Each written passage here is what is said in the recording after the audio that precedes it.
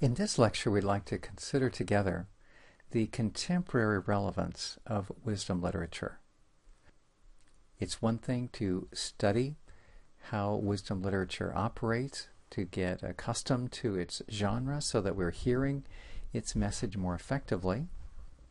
And that's especially true for Proverbs, recognizing that even in the sentence literature from Proverbs 10 through 29, there is very strong evidence that we find even here longer wisdom poems or lectures, and thereby we're able to listen to the cohesive teachings that are found here rather than simply picking out favorite verses topically arranged or collected irrespective of their context. All that's good and well, and that can fuel some very nourishing expository preaching. That would be our first recourse or use in a contemporary setting, if we have the privilege of presenting these teachings to people who are in the process of following Christ as disciples. Are there any avenues or any scenarios that we should envision other than straight out teaching or preaching from wisdom literature? I believe there are, and I'd like to commend some to you in this brief lecture. First, let's consider the very important ministry of growing disciples, particularly youth, and here we are referring to literal chronological youth. The book of Proverbs in particular places great emphasis on the importance of training youth. This is an endeavor that we must not relinquish, sacrifice to just convenience. It must command particular focus, devoted energies. So, in view of the importance of discipling youth, books like Proverbs can supply for us actually a curriculum. I'm not suggesting that one simplistically go from chapter 1 through chapter 31, although there could be value in that, but rather to identify the key elements of content, key topics that recur within the book of Proverbs, and then let that fuel the topics that we bring to train youth. Secondly, under this particular heading, we want to learn from the sages how it is that we can present the motives behind certain behavior, motives in addition to simply saying, God said so. Do this because God said so. You notice how seldom the sage appeals to divine fiat or divine decree, divine dictation, in order to determine why someone should carry out the behavior that's recommended. For the vast majority of situations, the sage will say, because it's going to be better for you, because the ends to which you actually wish to arrive will better be reached by this given behavior, which God recommends and commands, rather than some other behavior. Another motive is by showing the ill effects of an inferior route of behavior. Look at where that will lead. You will not want to arrive at that destination. So particularly ultimate outcomes serve as primary motives for wise and godly behavior. Help youth to notice the difference between being smart and being wise.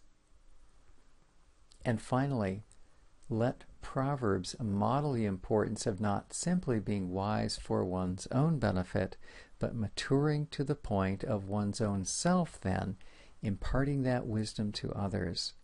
We see this in passages where the sage talks about being receptive to reproof, and then being one who administers reproof. And this indicates that the pupil is expected to grow to the level of then being one who helps others. Another area where wisdom literature of Scripture can help us with contemporary relevance has to do with showing us how we can engage a culture which no longer subscribes to Christian values or assumptions. Something that the book of Proverbs, for example, might inspire would be to foster conversations or discussions, and here we're not talking about within the church, but it could be in a workplace, or it could be in a community, it could be within some recreational sports group or some other avocation. Create a round table where people interested in best practices could come and share what they feel is effective, and within that framework, you or others like you could draw from Proverbs and say, here's the best way to conduct that particular or this particular facet of life. Perhaps it would have to do with marriage. Perhaps it would have to do with other types of relationships, work relationships, management features. In doing so, the second bullet at the bottom, a sub-point, we want to be careful not to simply pick up a saying irrespective of its context, for if we do so, we'll be depriving it of a significant amount of meaning and incisive impact. So utilize what we've been learning in the course of these studies in order to help the sayings, to liberate them, to speak with their optimal, incisive impact. Additional thoughts concerning how to engage a post-Christian culture. And this involves letting Proverbs give us ideas, not so much about a group or roundtable discussion, but interacting with individuals one-on-one, individuals who are non-religious. The sage, I believe, would encourage us to inquire, to listen and to watch and discover what is it that motivates our friends? What is it that they are pushing towards? Is it a general morality? Is it pursuit of wealth or leisure or security? Find out what motivates them. Observe that. Listen. Let them show you and tell you.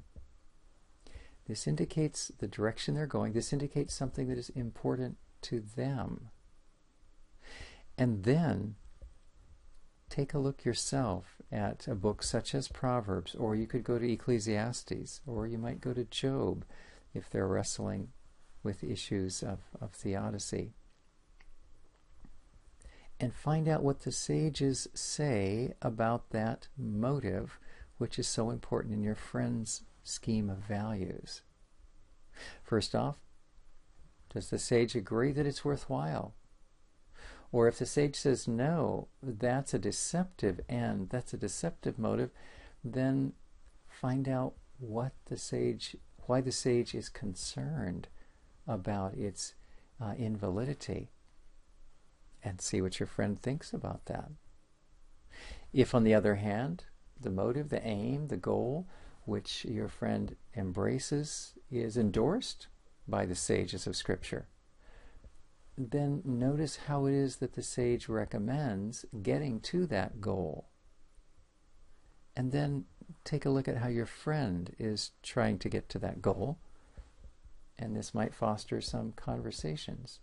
So you suppose you want to get to that goal of sufficiency or adequacy or abundance, if this is their goal. Notice some of the conversations that the sage has concerning greed in chapters 25 through 27, for example.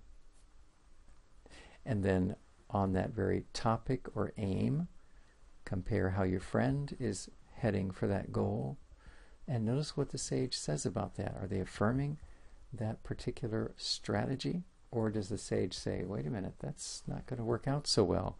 For example, if the strategy for prestige, arriving at a goal of prestige, if the strategy that our friend is following is one of self-promotion, the sage will raise some serious red flags. Notice that the sage's response is not, God says no, but rather that it's impractical. It really won't work out well for you in the end.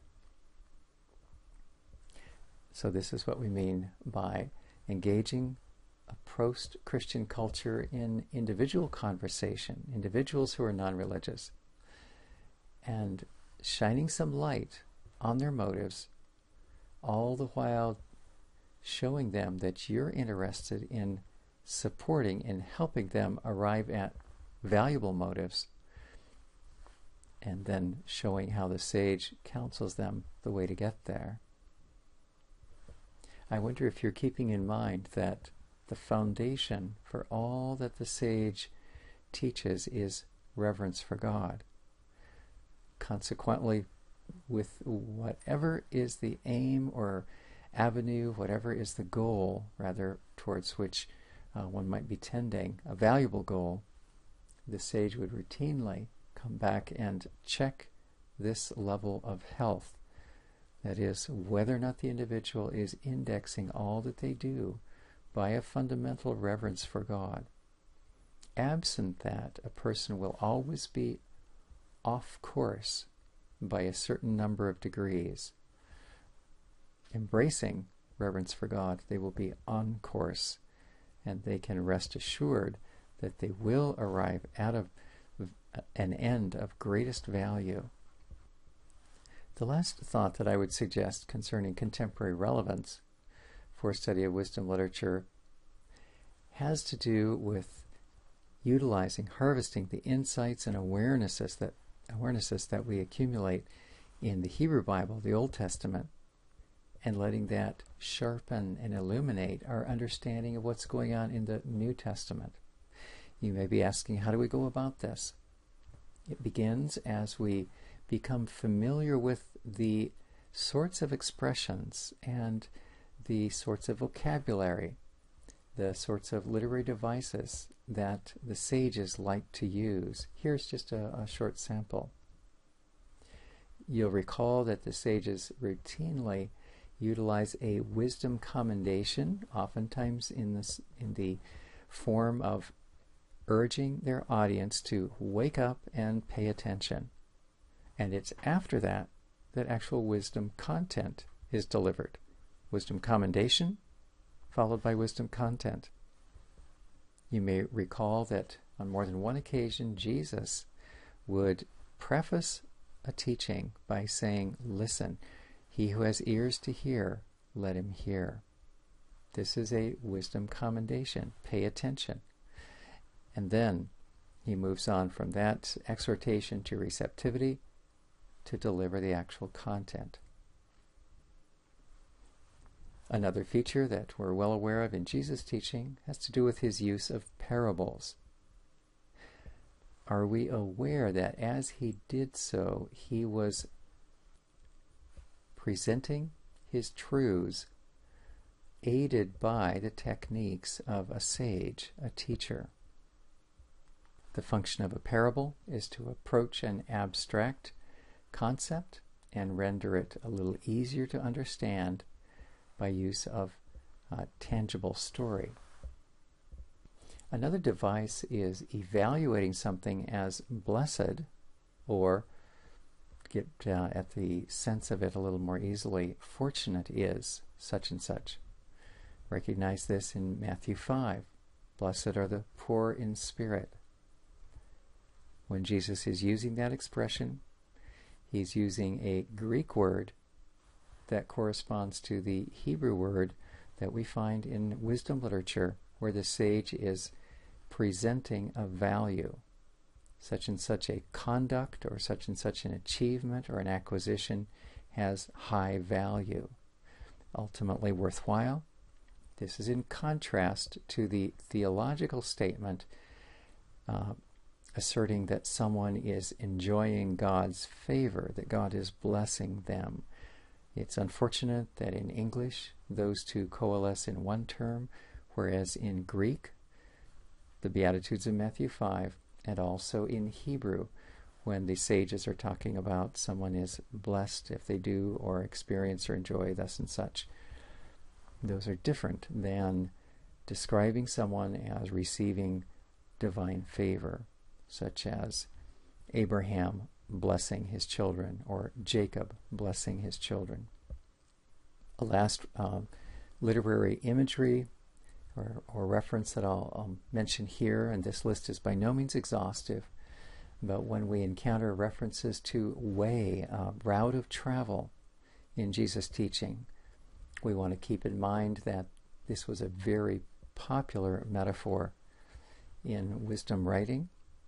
It referred to the course of one's life, particularly as it would encounter forks in the road, places where someone would have to make a conscious choice. What will they value? With whom will they associate? What will they chase after in life as a life goal? And as a result, what will be the net content of their conduct? When we see the term way used in that rather grand sense in the New Testament, we want to remind ourselves that this is not emerging as a new metaphor in Jesus' teaching or in the writings of others in the New Testament, but rather it's a concept that would have had deep-rooted meaning for the audience, informed by their awareness of sapiential materials, the wisdom materials of the Hebrew Bible. What do we do with these awarenesses then in the New Testament? We want to realize, as I just suggested, that the New Testament audience would have recognized these devices as the techniques of a master sage, and they would have heard them with a full-orbed sense, not just a shallow new saying or new device notion of novelty, but it would have lodged in their understanding with a rich and reverberating depth that's grounded in the wisdom literature of the Old Testament. I hope that these brief observations may help us take what we've gained from our study of wisdom literature and realize that it serves not simply to make us better informed about the content or the devices or some of these general interior assets for wisdom literature, but rather can help us see how they can help us disciple others, particularly youth, and how they can help us interact with a post-Christian culture, whether it be groups and roundtable discussions or one-on-one, listening to where our friends are heading, what motivates them, what drives them, and helping them to move to optimal goals with optimal strategies that are informed by Scripture, particularly here anchoring and arising from the sages, not moving strictly to issues of sin and righteousness. I'm not suggesting that this is a substitute for that, but rather this can be another avenue in a bridge building through which the truths of God's care and ultimately allegiance to Jesus Christ himself can be facilitated as we show people God is interested in things that matter to them. And finally, using wisdom literature and our awareness of how things are expressed in the Hebrew Bible, so that when we read the Greek Bible, when we read the New Testament, we're in a better position to hear that message and act on it fully informed when it is resting on elements that the original audience would have recognized as having their roots in wisdom literature.